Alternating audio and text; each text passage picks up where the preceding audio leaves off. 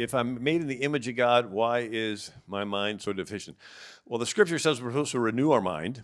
When Adam and Eve sinned, I liken it to a little computer analogy. So your spirit, mind, and body. Your mind is like a super fancy computer, and it's more than that, but it's at least that. And your body's like the computer case, which makes it silly for people to argue over what color the computer case is. Reds are better than greens. It's like it doesn't matter what color your computer or your iPhone is. It's what software, what apps are running on it.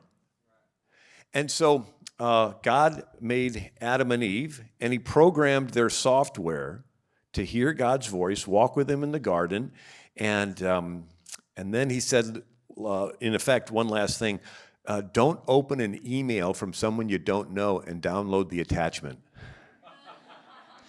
And Eve gets this email that says, you just won $1 million, click here and download this thing.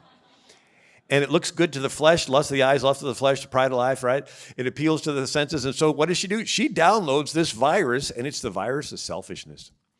And what happens when you get a virus? It wants to send itself to other computers. There's only one other computer in the garden, Adam's. He gets the email. He knows he's disobeying God. He does it anyway. He downloads this virus of selfishness. And then it goes into all of creation. You got Cain killing Abel and animals killing each other, and it all turns into chaos. And God says, okay, I'm going to send a patch, a fix. It's called the law. And the Levites are like the computer geeks that recode. And so the Israelites would have the kid, take him to the Geek Squad desk and say, recode this kid. And he'd say, okay, kid, you want to steal, don't steal. You want to lie, don't lie. You want to commit adultery, don't commit adultery. God's watching, you're going to hold you accountable. And so every generation would have to get that. And finally, God said, someday I'll send version 2.0. And I'll burn it on your hard drive. Right? I'll write it on the flesh of your heart. And Peter gets the download on the day of Pentecost. I mean, think of it. He goes from denying Christ and all afraid to now he's bold for Christ. He has a new operating system. And have you ever downloaded an app or a program, but you've yet to click the install button?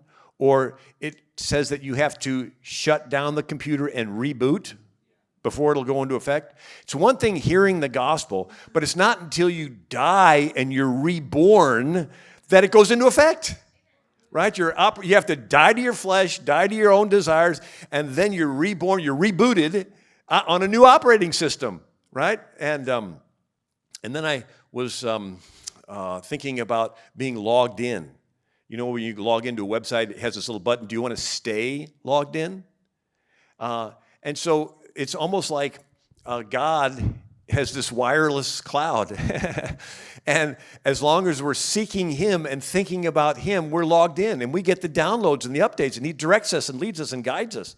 But if we decide we don't want to be logged in, we don't want to go to church, we don't want to read the Bible, we don't want to fellowship, it's like, data connection lost. It's like, you're flying blind. And one time I had a computer crash, and I lost all kinds of files, and somebody told me about Dropbox, iCloud, and it's great. I can take a picture with my phone, and it instantly backs the picture up to the cloud. You get your computer, save your files, and so your computer crashes. You get a brand new computer and you go to Dropbox and you download all the files. Someday your body's going to crash and you're going to die. But because you believe in Jesus, right, he's going to resurrect you. And he's going to give you a brand new body that's going to be so awesome. You'll be able to walk through walls, and he'll give you this lightning fast brain. Zing! But wait a second. You wouldn't be you without your memory files. Right? So God in real time is backing up every one of your thoughts to the cloud. So your mind is like a computer. You're logged in. He's every real time, every one of your thoughts he's backing up. And but then you die, and he gives you this new body and this new mind. But it would just be a really nice body with a really fast brain.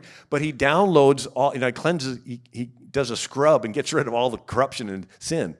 But he downloads all your memory files into your brand new body.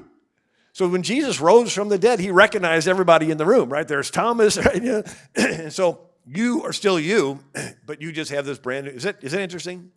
Anyway.